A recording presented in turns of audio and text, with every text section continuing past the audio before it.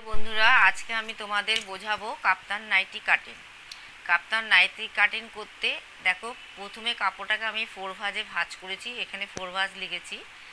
তারপরে এখান থেকে গলা চওড়া নিয়েছি 3 ইঞ্চি, আর পিছন গলা নিয়েছি 2 ইঞ্চি, সামনের গলা নিয়েছি 3.5 ইঞ্চি।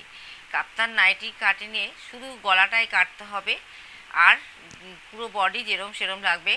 এইবারে এখান থেকে পুরো কাপড়টাকে আমি 4 ভাঁজে ভাঁজ করেছি, তো এবার এখান থেকে নিয়েছি ছাতির 1/4 প্লাস 3 এই পর্যন্ত নিয়ে এবার এখান থেকে মোহরা নামিয়েছি। মোহরা আমার হচ্ছে 15 হাফ 7.5, এখান থেকে পুরো 7.5 আমি মোহরাটা নামিয়েছি। এইবারে মোহরা এখান থেকে যতটা মোহরা বেরিয়েছে, এইবার এখান থেকে নিয়েছি শেস্ত। শেস্ত কত?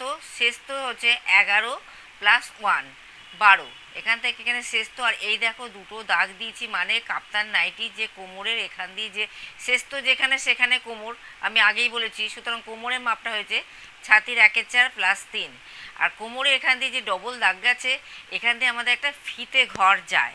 তোমরা সকলেই জানো যে একটা ফিতে ঘর থাকে কোমরের মধ্যে দিয়ে। আর এই যে চৌকো মতো যেটা দিচ্ছি, এটা হচ্ছে ফিতেটা যে বার করব তার জন্য এই চৌকো এটা রেখেছি, এখানটা ফাঁকা থাকবে। আর এই দিকটা থাকবে জোড়া সাইড, এই দিকটা হলো খোলা সাইড।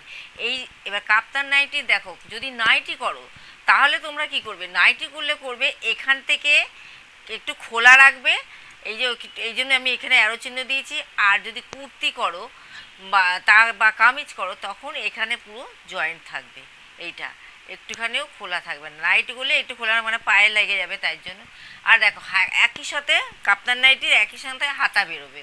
কেমন বেরোবে? এখান থেকে যে মোহরা নিয়েছি, মোহরার এখান থেকে পুরো কোমরের যে মাপটা নিয়েছো না, ছাতির যে মাপটা নিয়েছো, এখান থেকে ছাতির এখানে তো কোনো পুট লাগে না, ছাতি থেকেই বেরিয়ে যায়।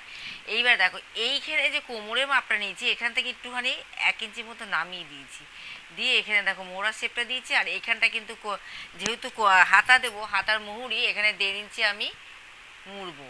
সুতরাং একই সাথে হাতা ও নাইটি পুরো মানে কাপ্তানটা পুরো ফিগারটাই আমার বার করে নিলাম। কাপ্তান নাইটি কিছুই না, শুধু 4 ভাঁজে ভাঁজ করবে, উপরে গলাটা কেটে নেবে, আর এখান দিয়ে পুরো সেলাই করবে। যদি কুর্তি রাখো তাহলে এখানটা খোলা রাখবে, না হলে পুরো বন্ধ করে দেবে, আর মাঝখান থেকে বেল দেবে।